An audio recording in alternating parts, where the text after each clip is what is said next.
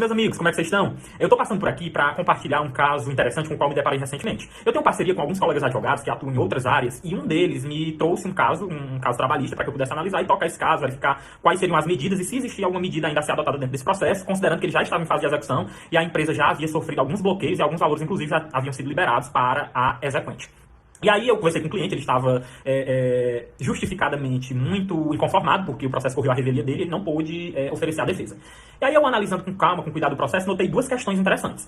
A primeira delas é que eu percebi uma nulidade de citação e a segunda foi uma inovação de procedimento, que é a que eu quero discutir melhor aqui com vocês. O processo ele foi ajuizado durante a pandemia. A gente ainda vive esses efeitos da pandemia, mas ele foi ajuizado ali em torno do ano de 2020, quando a gente estava naquele pico da pandemia. E o Conselho Superior da Justiça do Trabalho, naquela época, editou um ato que autorizava ao juiz do trabalho utilizar o procedimento do Código de Processo Civil na citação e na apresentação de defesa no processo do trabalho. E aí me permita fazer uma digressão para que eu explique a diferença. No processo do trabalho, nós temos um procedimento específico, que é o seguinte: o reclamado é notificado para comparecer a uma audiência e nessa audiência é que ele vai apresentar a sua defesa, que pode ser inclusive oral, e o juiz, o magistrado, vai receber ou não essa defesa. No processo civil, a lógica é diferente. Por quê? Porque o réu ele é citado para apresentar uma contestação, uma defesa, dentro do prazo de 15 dias úteis. Até aí, tudo bem. O juiz, em razão do ato, poderia utilizar esse procedimento do CPC para citação em 15 dias. Só que o que foi que o magistrado fez? Ele pegou o procedimento do CPC e a contagem de prazo lá no CPC, ela se dá do retorno do mandado cumprido ou do retorno do AR aos autos. A partir do momento que o mandado é juntado nos autos cumpridos, o prazo de 15 dias começa a correr. Esse é o procedimento do CPC. E o que foi que o juiz fez? Ele notificou o reclamado para apresentar a defesa em 15 dias,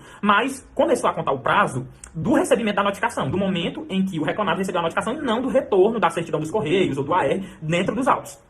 Ou seja, ele misturou o procedimento da CLT com o procedimento do CPC, inovando aí no procedimento. E esse procedimento trouxe um prejuízo para o cliente, inegavelmente, que não conseguiu nem apresentar a defesa. E isso causa uma confusão, inclusive, no próprio advogado, porque está misturando ali dois procedimentos totalmente distintos. E foi com base nesses argumentos e na nulidade de citação que eu fui ao Tribunal Regional do Trabalho da 7ª Região aqui do Ceará e ajuizei uma ação rescisória, né, da competência do tribunal, e recentemente tive a felicidade de receber a decisão do desembargador, suspendendo, né, em sede de tutela de urgência, todos os atos executórios do processo originário, em razão dos relevantes argumentos que eu levantei ali. Então, assim, o processo ainda está em curso, ainda vai ter um julgamento definitivo, mas nós já tivemos aí essa tutela de urgência deferida para suspender todos os atos executórios. Como eu falei, o cliente já teve um bloqueio que foi liberado, mas ainda está longe de integralizar o montante exequente por completo. Então, ele evitou aí um prejuízo ainda maior. Então, meus amigos, é isso. Estou trazendo aqui só a importância de analisar essa questão dos procedimentos que são adotados, principalmente nessas unidades judiciárias, como aqui em Sobral, que tem mais de um magistrado, aqui nós temos 3, e eles acabam conduzindo aí o processo com alguma discricionariedade e acabam vendo essas inovações de procedimento que podem aí ajudar ao cliente de vocês, caso tenha uma situação semelhante. É isso, até a próxima. Muito obrigado.